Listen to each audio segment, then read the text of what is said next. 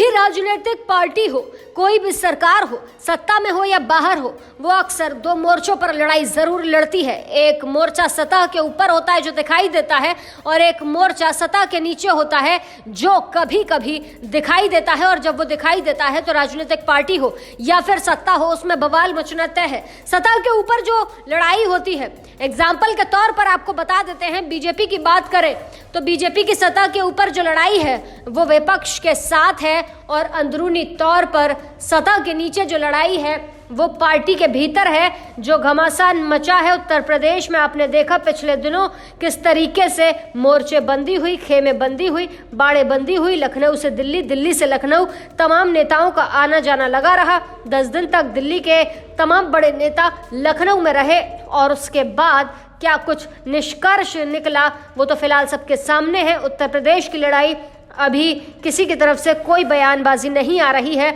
लेकिन अब दिल्ली में भी खेल हो चुका है और मोदी की कैबिनेट में खेल हुआ है। कहा जा रहा है कि नितिन गडकरी, जो अक्सर प्रधानमंत्री मोदी से खफा बताए जाते हैं, अब वो इतने खफा हैं कि वो सतह के नीचे वाली लड़ाई सतह के ऊपर आने लगी है। आपको याद होगा कि अभी पिछले दिनों ही नितिन गडकरी ने एक चिट्ठी लिखी थी निर्मला सीतारमण को, जिसमें कहा गया था कि जो हेल्थ पॉलिसीज होती हैं, मेडिकल पॉलिसीज होती हैं, उन पर जो 18% जीएसटी सरकार लेती है उसे खत्म कर देना चाहिए। हालांकि नितिन गडकरी ने ये मांग कोई पहली बार नहीं की थी, इससे पहले भी तमाम एनजीओ, तमाम संगठन इस बात की मांग कर चुके हैं, तमाम राज्य इस बात की मांग कर चुके हैं कि जो हेल्थ इंश्योरेंस पर जीएसटी लिया जाता है वो 18% से घटाकर 5% कर दिया जाए। लेकिन बड़ा सवाल ये कि नितिन गडकरी जो सड़क एवं परिवहन मंत्री हैं, वो बेबाकी से अपनी बात को रखते हैं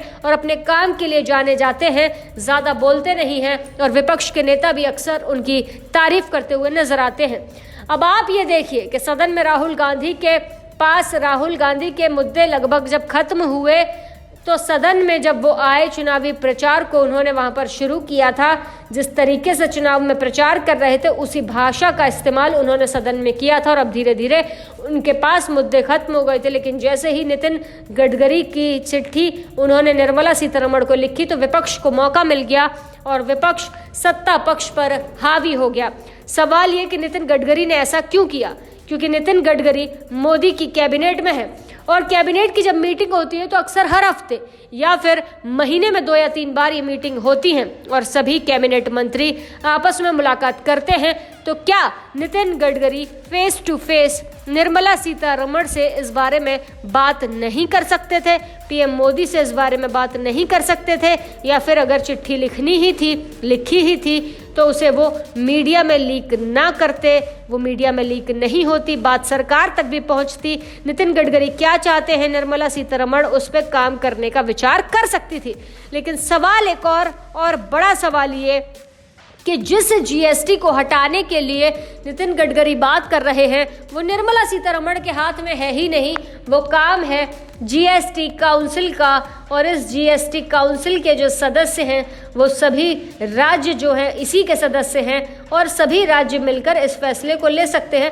2/3 राज्यों का बहुमत होता है और 1/3 केंद्र सरकार का बहुमत होता है। नितिन गडकरी अगर इस बारे में बात करना चाहते थे तो वो सीधे जीएसटी काउंसिल को चिट्ठी लिख सकते थे और जीएसटी काउंसिल से इस बारे में जवाब भी मांग सकते थे। फिर कैबिनेट इस पर डिस्कस कर सकता था, फिर सरकार अपना समर्थन करती, फिर इसके बाद केंद्र का जो 1/3 पोर्शन है अगर उस पर बहुमत नहीं मिलती इस मामले पर, तब नितिन गडकरी को रिवील इस पर वो कर सकते थे।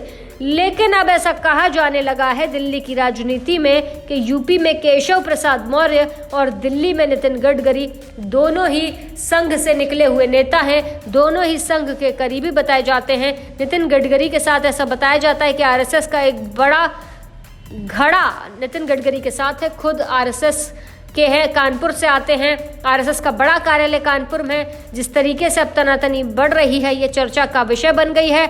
फिलहाल ये चक्रव्यूह किसने रचा है, बीजेपी में बवाल होने वाला है या नहीं, क्योंकि दिल्ली में गडकरी, यूपी में केशव बवाल तो कर ही रहे हैं। इतने बड़े खेल की अब किसी को भनक नहीं लग रही थी, लेकिन अब ये बात मीडिया में भी आ गई। देखने वाली बात ये होगी कि राजनीति इस पर क्या मोड़ लेगी। ऐसी ताज़ा तमाम बड़ी अपडेट्स के लिए आप देखते रहें अपना उत्तर प्रदेश।